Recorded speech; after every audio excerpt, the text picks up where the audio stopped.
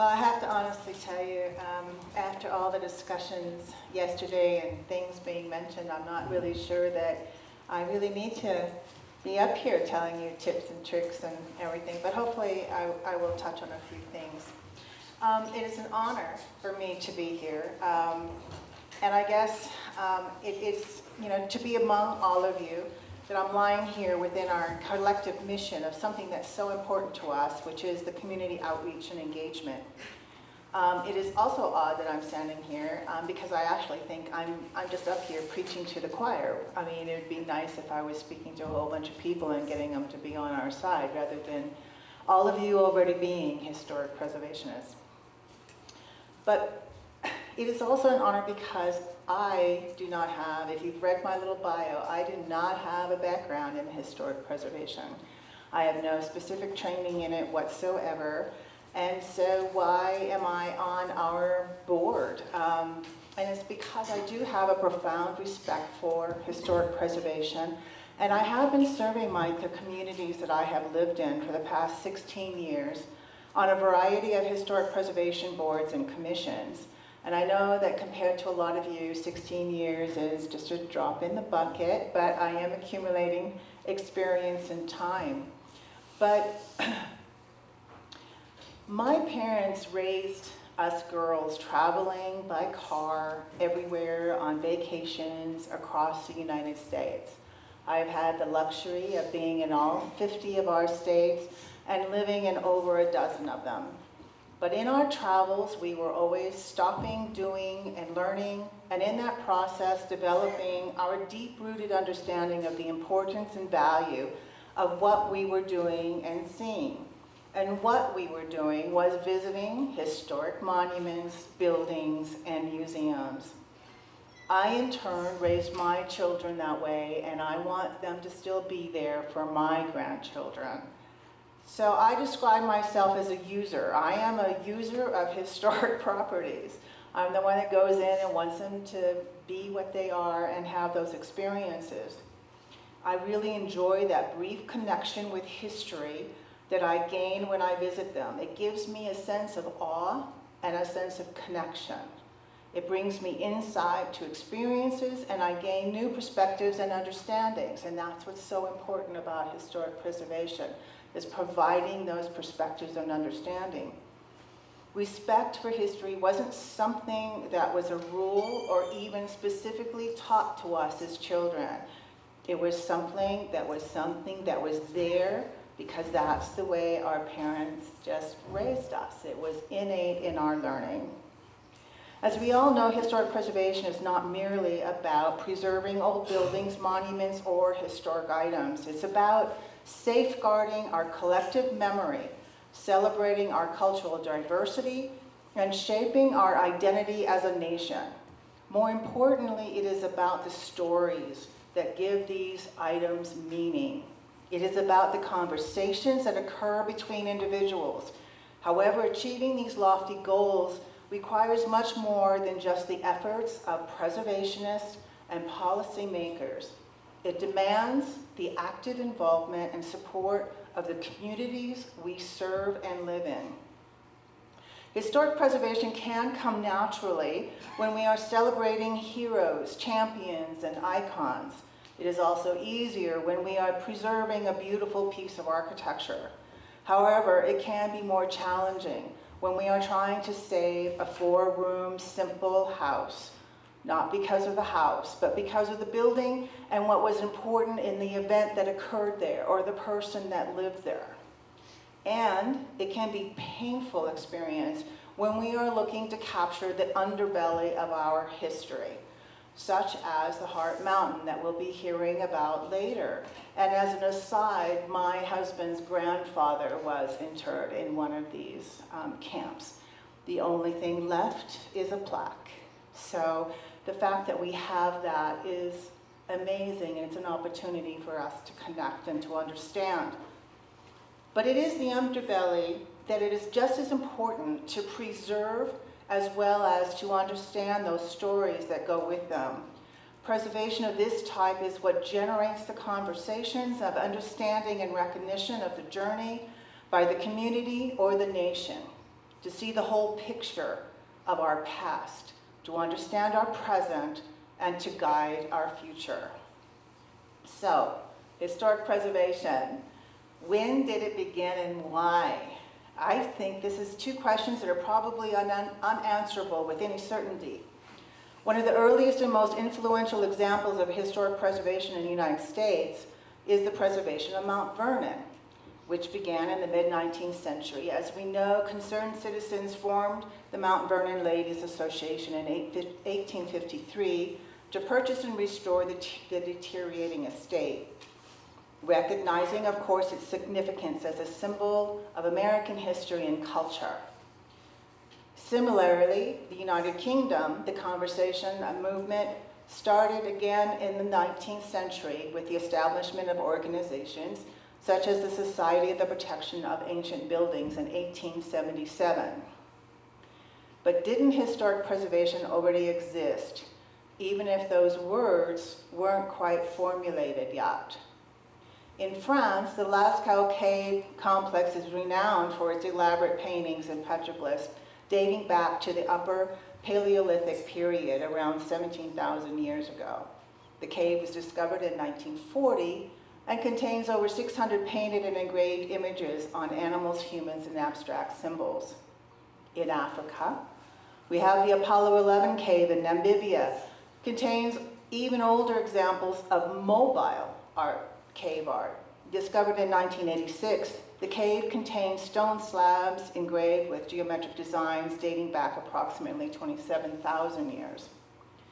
In Australia, the Burrup Peninsula in Western Australia is home to thousands of petroglyphs created by the indigenous people of the region over thousands of years. Some of these petroglyphs are estimated up to 40,000 years old, making them amongst the oldest examples of rock art in the world.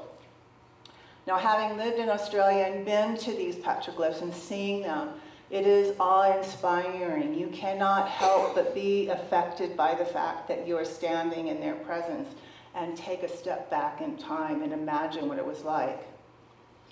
But I would challenge our thinking to believe that this is when historic preservation started. In these caves, you can see, as you move through them, the fact that the people did not disturb the petroglyphs of the people that came before them. These caves show the development of petroglyphs and rock art over time with the increased detail of the cave walls.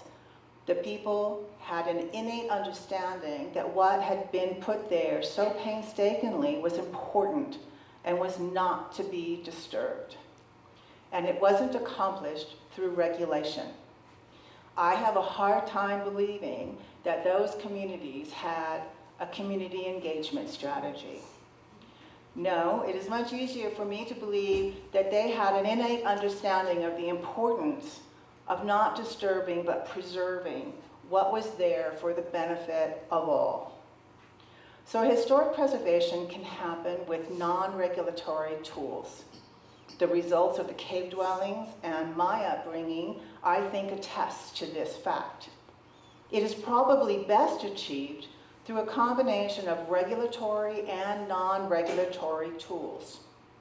But I don't believe it can happen through regulation alone. And this is why community engagement is so important. Communities are not passive spectators of historic preservation. They are the custodians of their heritage, the guardians of their stories, and the stewards of their neighborhoods. Engaging them in the preservation process not only ensures the sustainability of the efforts, but also enriches the understanding of the past and the present. When communities are actively involved in preservation initiatives, they develop a sense of ownership and pride in their heritage. They become partners in the endeavors, contributing their knowledge, resources, and creativity to breathe new life into historic sites, structures, and artifacts.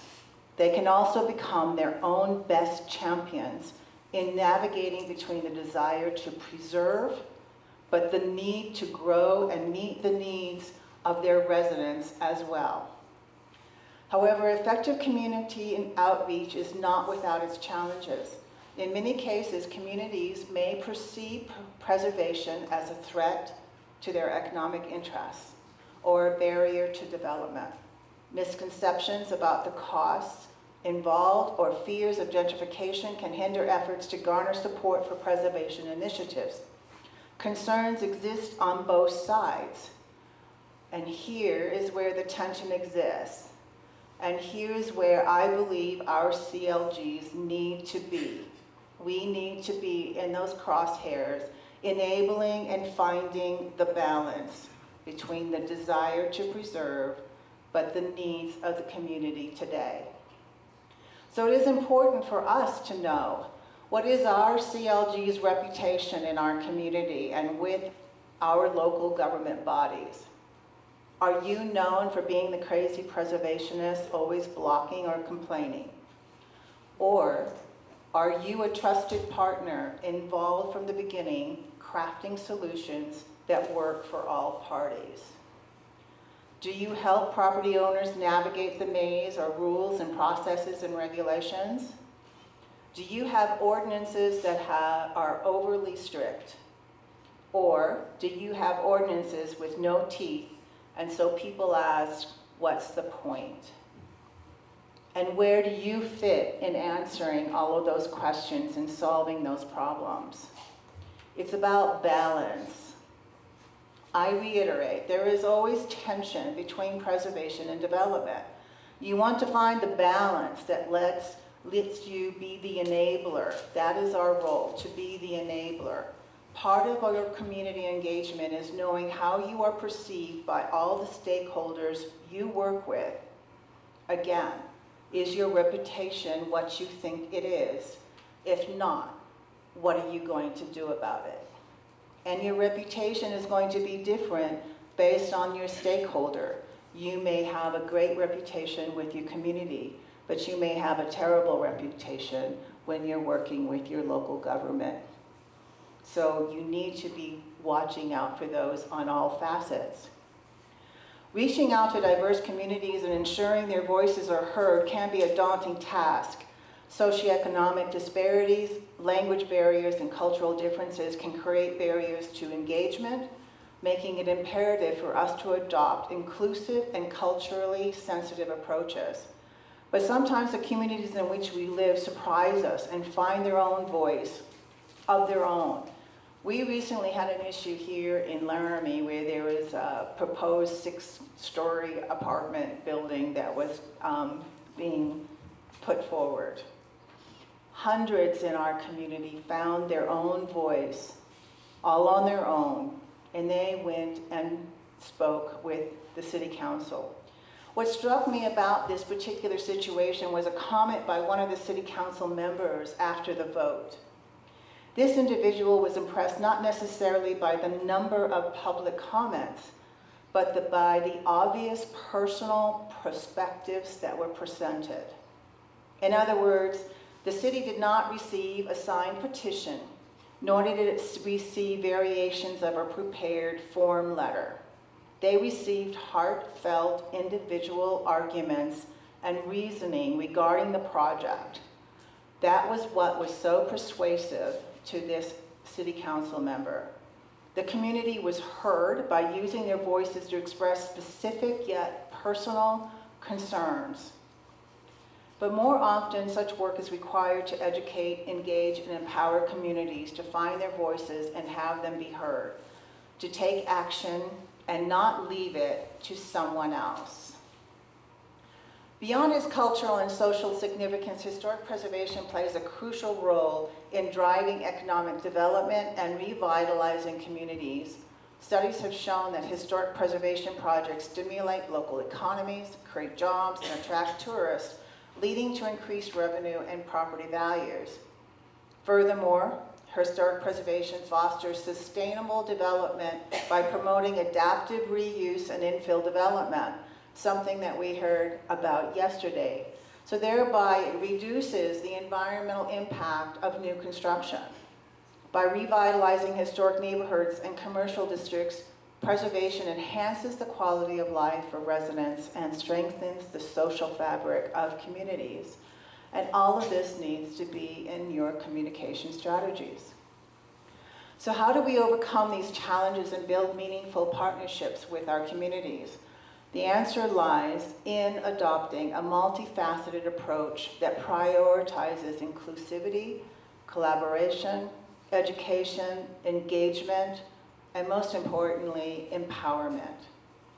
First and foremost, we must listen. Listening to the concerns and aspirations and stories of community members is the first step towards building trust and fostering meaningful dialogue. Our built environment survives as a tangible link to our collective memory, embodying the stories, struggles, and triumphs of those who have come before us. From iconic landmarks to humble dwellings, each structure holds a piece of our cultural identity, offering insight into the tapestry of human experience, yet many of these treasures face the looming threat of neglect, decay, or demolition. So first we must listen, whether through town hall meetings, focus groups, or informal gatherings. Creating time and spaces for open and honest communication is essential. My experience tells me that I have to listen to the point of it hurting my tongue, that is, as I bite down on the urge to give my point of view. I find that people are willing, very willing, to tell you their pains and their issues. But if you resist the urge to jump in with your opinions and perhaps your preconceived solutions, they usually have the solution that fits as well. They live and breathe their neighborhood and usually know what will work. They can lead you to that compromise that meets the needs of growth and development while having the minimal impact on the sense of place and belonging. You must need to be patient and just listen. Secondly, we must educate. Community engagement serves as a catalyst for education and awareness. We talked about this yesterday again, about educating our young people and getting them involved. But fostering a deeper appreciation of cultural heritage and its enduring relevance in our lives is important.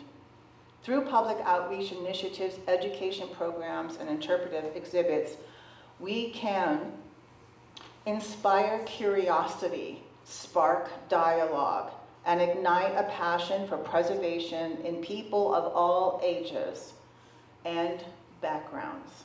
By connecting the past with the present, we can instill a sense of continuity and belonging that transcends the generational divides and fosters a shared sense of identity.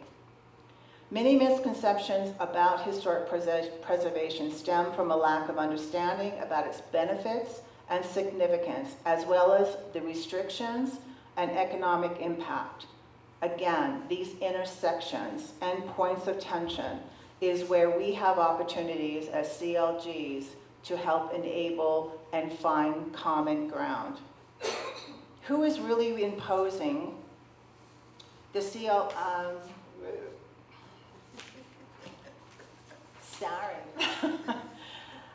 those restrictions? Many times it is local governments, not the state or national, and it needs to be understood. And this refers us back to that communication strategy with local governments and with the community.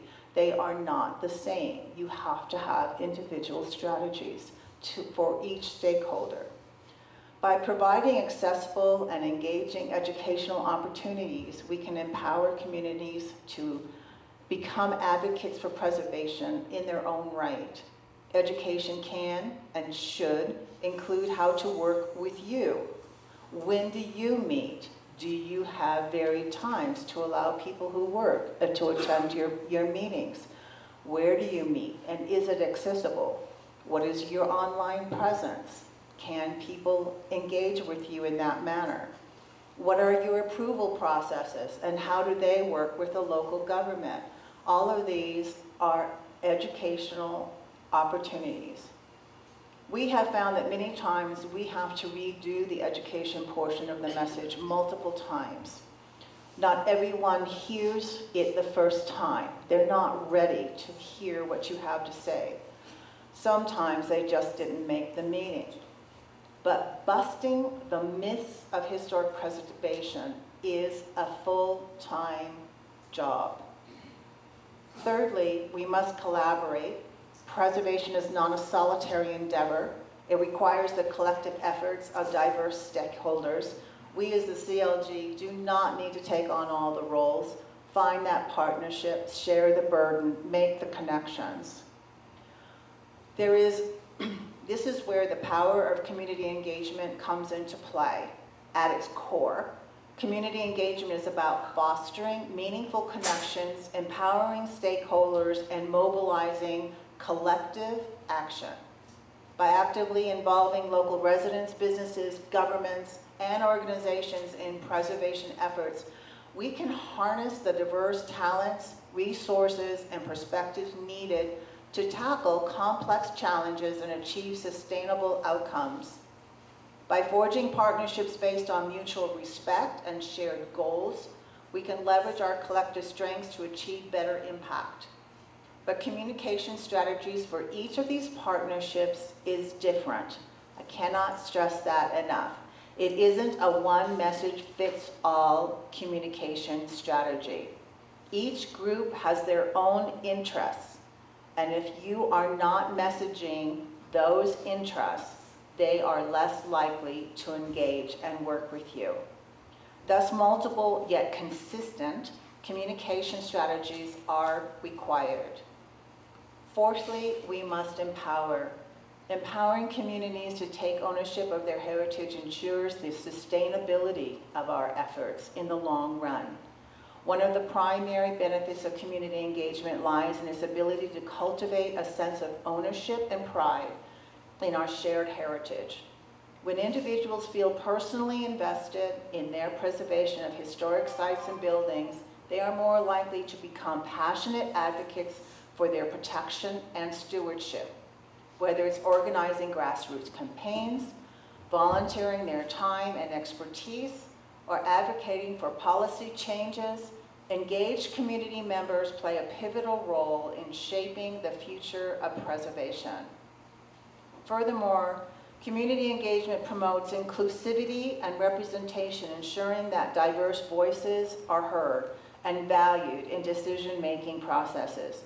Too often, marginalized communities and underrepresented groups have been excluded from conversations about historic preservation, perpetuating the inequalities and erasing their contributions to our shared history. By actively reaching out to these communities, listening to their concerns, and honoring their stories, we can create a more equitable and inclusive preservation movement that reflects the full spectrum of human experiences. Whether through training programs, capacity building initiatives, or grant opportunities, investing in the skills and leadership of the community members is key to fostering a culture of stewardship. The CLG does not always need to be the leader. Empowering communities through skill and knowledge development leads to ownership and sustainability. The CLG can then fill a supportive role in historic preservation. We are initiating a project to nominate this West Side as a potential historic district, and we sure hope that you enjoyed your tour of it yesterday. It has Latino and Scandinavian cultures as well as others that play significant roles in this community, and having their stories heard and told will be a challenge. And why? Why? The answer to that is because some of the stories are about the underbelly of Laramie, and authenticity will be crucial. Establishing trust will be critical. Diversity matters on both sides of the engagement conversation. Connection without meaning and trust will not get the job done well. So as we reflect on the economic importance of historic preservation and its potential to drive sustainable development, let us recommit ourselves to the cause of community outreach and engagement. Let us recognize the immense power of communities to shape the future of our built environment and honor their role as custodians of our shared heritage. In the words of Jane Jacobs, the renowned urban activist, cities have the capability of providing something for everybody, only because and only when they are created by everybody. Similarly, historic preservation can only succeed when it is driven by the collective efforts of communities, each bringing their unique perspectives, experiences, and aspirations to the table. So let us build bridges, not barriers. Let us reach out to our community with open hearts and open minds, inviting them to join us in the noble endeavor of preserving our past for future generations. Let us challenge ourselves to reflect on how we are perceived and strive to be what the community needs us to be. Together we can create a more inclusive, resilient, and vibrant future where the stories of our ancestors continue to inspire and enrich our lives. In closing, I would like to say that realtors have a saying that it's all about location, location, location. In historic preservation, it is about communication, communication, communication, and communication.